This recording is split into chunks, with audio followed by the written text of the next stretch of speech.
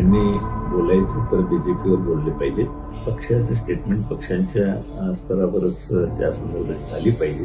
युरीशी मी त्यांना म्हटलं की हे बरोबर नाही आहे, तशा प्रकारची भाषा त्या ठिकाणी मतभेद झाले आणि त्यावरची जे युरी अलेमावाने दिली प्रतिक्रिया जी होती ती योग्यच होती.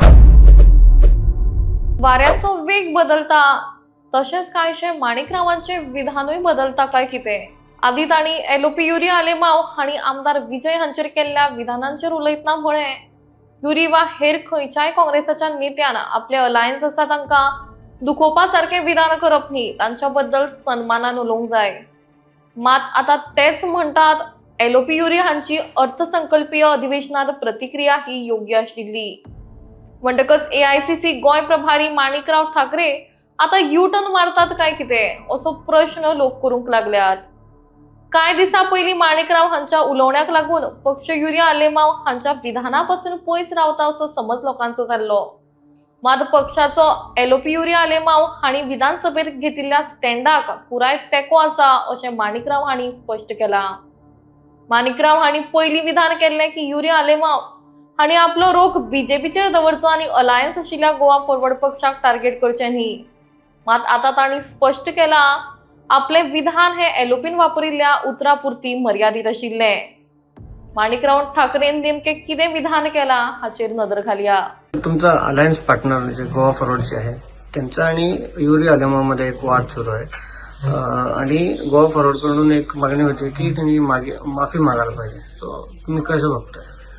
यामध्ये एक बात स्पष्ट आहे की इंडिव्हिज्युअल कोण काय बोलतो त्यामध्ये पक्षाची ती भूमिका नसते हे स्पष्ट आहे.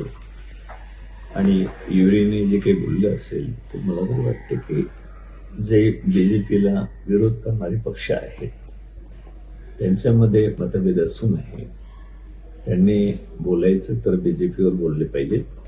आपसामध्ये बोलून शेवटी एक जी आघाडी आपण करतो किंवा एक सर्वांनी एकत्र येऊन बीजेपीला हरवण्याच्या संदर्भामध्ये काही आपण बोलतो त्याला कुठेतरी खीळ बसतं. म्हणून सगळ्यांनी सामंजस्याची भूमिका घेणं गरजेचं असते. ऑपोजिशनमध्ये एका विचाराची जी लोक आहेत त्यांनी जोपर्यंत माफी मागत नाही आम्ही फोंड्यात येऊन प्रचार करणार नाही असं ते बोलतात. आणि असं इंडिव्हिज्युअल कोणाचं एखाद्याचं उदाहरण घेऊन तशा प्रकारचं त्याच्यावर प्रतिक्रिया देणं मला तरी वाटते की संयुक्तिक नाही आहे. या संदर्भामध्ये काय मी युरीशी बोलेल की अशा प्रकारचं वक्तव्य त्यांच्यातून किंवा इतर कोणीही आमदारांनी किंवा काँग्रेसच्या नेत्यांनी करू नये.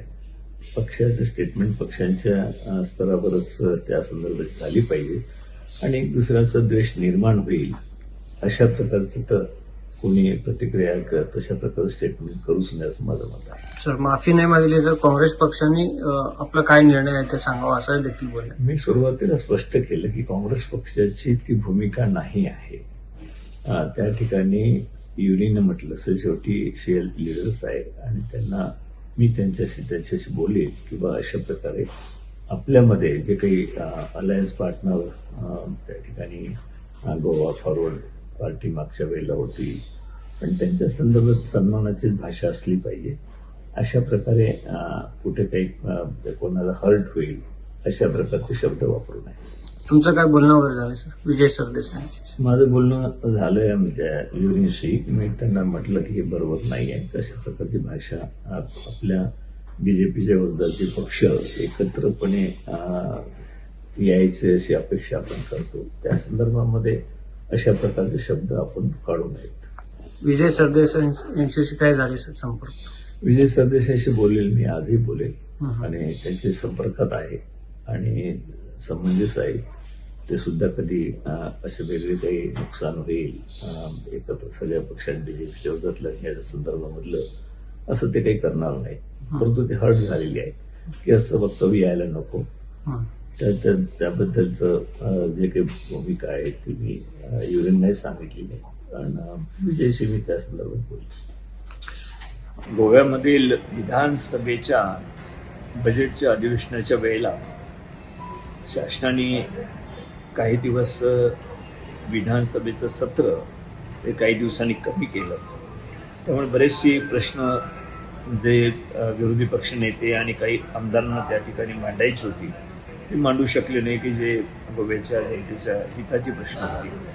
परंतु यामध्ये युरी आलेमावनी जी भूमिका घेतली की अधिवेशन चाललं असतं तर ते योग्य होतं.